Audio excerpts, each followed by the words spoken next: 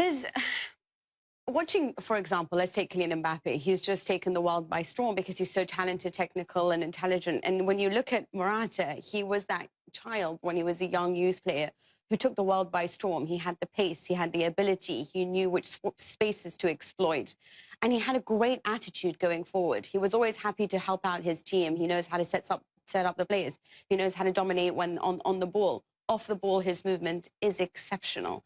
So more importantly, he's played in Italy where it's very tactical, learned how to fight against different opponents, scored for a side in the Champions League against the very best of opponents, including Bayern Munich, in the big games and in the small games.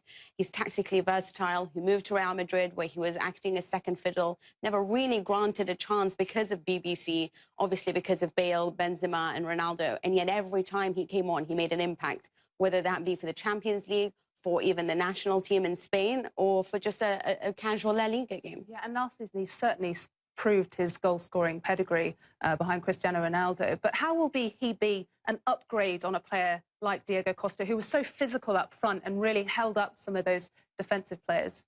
Diego Costa is also an exceptional talent, but perhaps one who didn't have the best of relationships with Antonio Conte. Now, the difference with Morata is he always did want to play for Conte, and we signed for Juventus. Sadly, that the coach left, and he worked under Allegri, who made him perhaps mature and really embed himself and learn different tactics. But now is his opportunity to work with a coach who's admired him for a long time and who he has admired for a while, who can bring out the best in him, who can make him work just as hard or harder than any professional that he's had before that.